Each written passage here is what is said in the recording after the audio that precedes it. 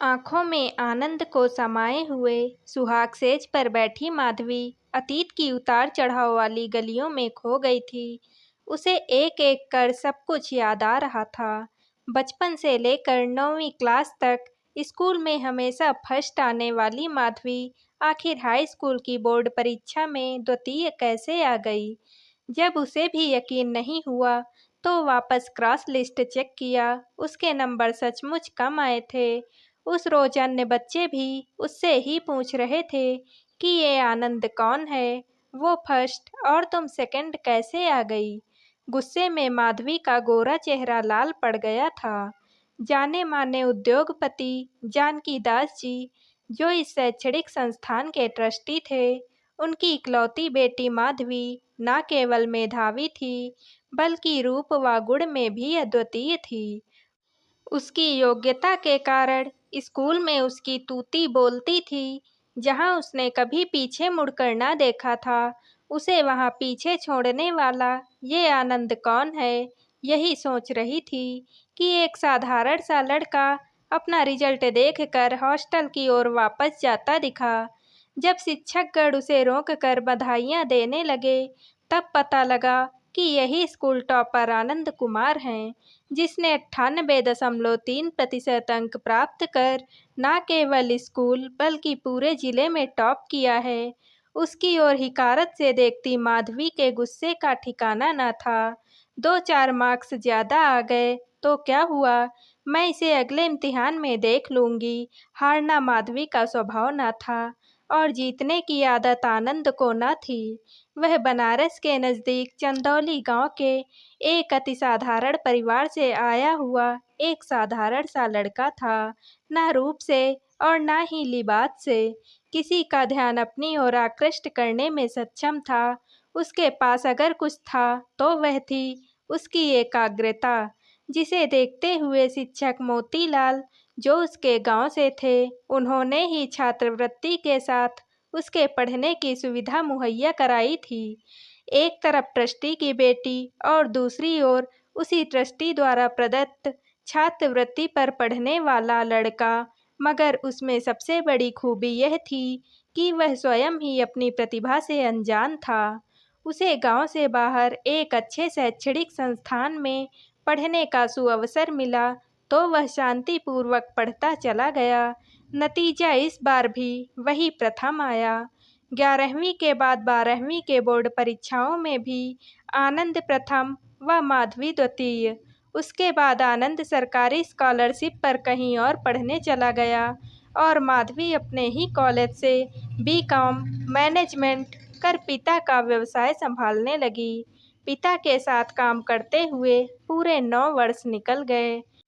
एक दिन board meeting के बाद पता नहीं क्या हुआ कि अचानक ही पिता जानकी दास जी बातचीत के दौरान चक्कर खाकर गिर पड़े। घबराहट में कुछ समझ ना पाई और तत्काल ही नज़दीक के हॉस्पिटल भागी। डॉक्टर के केबिन के बाहर नेम प्लेट पर लिखा था, आनंद कुमार MBBS MD।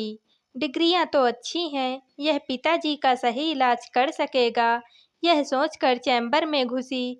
मगर वहां अपने पुराने प्रतिद्वंदी आनंद को देखकर सहसा वापस लौटने लगी तो उसने खुद रोक लिया। रुको माधवी, मुझे मरीज को देखने दो। एक डॉक्टर होने के नाते इलाज करना मेरा फर्ज है। मन मार कर ही उसने दिखाया। मगर माधवी को देखकर आनंद देखता ही रह गया। उसमें रूप और तेज तो पहले से था, अब उम्र के साथ पनपी गंभीरता ने उसकी सुंदरता में अलग सा ठहराव ला दिया था। उसके इस अद्भुत रूप की तुलना जाह्नवी से करने लगा, जो गोमुख से निकली एक चंचल बालिका, हरिद्वार में इठलाती किशोरी और बनारस में आकर एक गंभीर नारी के रूप में सबके दुख दर्दों को हरने वाली पवित्रा पालनहार सी दिख रही थी। मेरे पिता को क्या हुआ है, यह सुनकर जैसे वर्तमान में लौटा तनाव ले रहे हैं शायद। 6 कंप्लीट हेल्थ चेकअप के बिना कुछ ना कह सकूंगा। और उसने सभी तरह के जांच की सूची बनाकर माधवी को थमा दी। जानकी दास जी को किसी भी तरह का तनाव लेने के लिए मना किया गया तो ऑफिस की सारी जिम्मेदारियां अब माधवी पर आ गई थी। पिताजी के रिपोर्ट्स दिखाने उसे फिर से आनंद से मिलना होगा। उससे मिलते ही उसे वह सारी चुनौतियां याद आ जाती। कैसे उसने उसकी जगह ले ली और तो और इतना बड़ा डॉक्टर भी बन गया। माधवी का अभिमान आहत हुआ था, मगर इस वक्त मन की बात मन में ही दफन कर गंभीरता का आवरण ओढ़े सारे रिपोर्ट्स के साथ आनंद के केबिन में खड़ी थी। जानकी दास जी का कोलेस्ट्रॉल बढ़ा है और हार्ट के पास कुछ ब्लॉकेज दिख रहे हैं। जल्दी ही ऑपरेशन करना होगा, आनंद ने कहा। तुमसे नहीं कराऊंगी। मेरे पापा का इलाज तुम ठीक से नहीं करोगे। पहली बात तो ये है कि मैं सर्जन नहीं हूँ जो उनका ऑपरेशन करूँगा। दूसरी बात कि अब तो बचपना और गुस्सा छोड़ दो। ये जो इतना गुरूर सिर पर लिए घूमती हो ना, उसकी ज़रूरत नहीं। Be mature. किस हक से बकवास किए जा रहा है? कुछ भी हो जाए, मेरे पापा का इलाज इस हॉस्पिटल में नहीं होगा। मन में यह ठान कर गुस्से से पैर पटकती हुई बाहर निकली। उसने कुछ लोगों से पूछताछ की तो सभी ने इलाज के लिए डॉक्टर आनंद का ही नाम सुझाया और ऑपरेशन के लिए बढ़िया सुविधाएं भी उसी hospital new heart care hospital में मौजूद थी। नहीं, ये नहीं हो सकता। वह मुझे फिर से हरा रहा है और मैं फिर से हार रही हूँ। मैं उसे अपना अभिमान दिखाती रही और उसने अपने स्वाभिमान की रक्षा की। जाने किस मिट्टी का बना है कि किसी बात का बुरा भी नहीं मानता। खैर, पिता का इलाज तो कराना ही था, तो उसने लोगों की सलाह पर न्यू हार्ट केयर हॉस्पिटल जाना तय किया।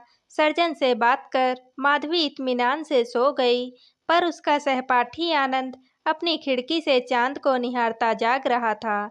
माधवी को वह 9वीं कक्षा से जानता था। उसे पता था कि इतनी सुंदर और बड़े कुल की कन्या के ख्वाबों पर उसका कोई इख्तियार नहीं, पर जाने क्यों बात बात पर उसका तुनकना वह भूल नहीं पाता। कल की सुबह कितनी खूबसूरत होने वाली है। माधवी हॉस्पिटल में अगले 3 दिनों तक रहने वाली है। ये सब सोचकर उसकी आंखों की नींद और दिल का चैन उड़ गया था। नियत समय पर माधवी पिता के साथ हॉस्पिटल आ गई।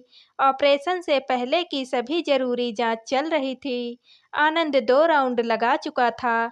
आज माधवी ने ना तो उसे नीचा दिखाया और ना ही तुनकी, पर आनंद तो उन्हीं अदाओं का दीवाना था। 2 कप कॉफी मग के साथ माधवी के पास आकर बैठ गया। ये औपचारिकता क्यों? तुमने डांटा नहीं तो मुझे लगा कि तुम्हें याद दिला दूं कि तुम्हारा गुस्ताख क्लासमेट तुम्हारी डांट खाने के लिए हाजिर है। माधवी पिता की चिंता में गंभीर मुद्रा में बैठी थी, पर आनंद के इस नवीन बदलाव को देखकर उसे हंसी आ गई। कब तक मेरी डांट सुनोगे? सारी उम्र? किस हक से? दोस्त समझ लो। माँ ने सब सुन लिया था और एक अरसे बाद बेटी को हंसती देख मन ही मन आनंदित थी। उन्हें अपनी बेटी के लिए आनंद जैसा ही दामाद चाहिए था। बस पति स्वस्थ होकर घर लौटें तो इसी लगन में बेटी के हाथ पीले कर दूंगी। इन्हीं विचारों में खोई थी कि माधवी ने बताया, ऑपरेशन सफल रहा माँ। थोड़ी देर में पिताजी को होश भी आ जाएगा। माधवी पहली बार नतमस्तक थी। आनंद ने समय पर पिता का इलाज कर उनके प्राणों की रक्षा की थी। 2 दिन बाद दीपावली थी। माँ ने मन ही मन आनंद को जमाता मान लिया था। उन्होंने दीपावली के दिन आनंद को माता पिता के साथ आने का निमंत्रण भी दे डाला। आनंद तो जैसे इसी ताक में ही था। दीपावली की रात जब दियों और पटाखों से सारा जहां रोशन थी, तब माधवी और आनंद को विवाह बंधन में बांधने की तैयारियां चल रही थी। दोनों शर्मा कर बाहर आ गए थे। माधवी आनंद को पाकर गर्व महसूस कर रही थी और आनंद ने तो जैसे माधवी को जीतकर जग जीत लिया था। 4 दिन बाद का मुहूर्त निकला। विवाह संपन्न हो गया। दोनों एक दूसरे के हो चुके थे। तभी दरवाजे पर हुई दस्तक से माधवी की तंद्रा टूटी और वह वर्तमान में लौट आई। "मे आई कम इन मैडम?" कौन? ख्यालों में खोई माधवी चौंकी। "तुम्हारा पति।" आनंद दुस्साहसी प्रेमी के समान उसकी तरफ खिंचा आ रहा था। उसकी मादक अदा पर माधवी मुस्कुराने लगी। पति ने साधिकार घूंघट उठाना चाहा, तो माधवी ने अपने हाथ आगे कर दिए। पहले मुँह दिखाई निकालिए जनाब। प्रिय, मैं मुँह दिखाई में तुम्हें तुम्हारा अभिमान देता हूँ। तुम जिस मान सम्मान के साथ मुझसे झगड़ती रही, बस वैसी ही बनी रहो। अब सारी उम्र तुम बोलोगी और मैं सुनूंगा। मैं वही गंवार आनंद और तुम वही स्वाभिमानी और ओजमयी माधवी। मुँह दिखाई में अपना आत्मसम्मान वापस पाकर स्वयं ही साथी के बाहों में समा गई। आनंद की इन बातों की गहराई ने माधवी को खामोश कर दिया था। इतने सुंदर व सुलझे विचारों वाले सहचर को पाकर स्वयं को धन्य महसूस करने लगी। उसकी हार उसे इतना खूबसूरत उपहार देगी, ये तो सोचा ही नहीं था। वह हार कर भी जीत गई थी। धन्यवाद।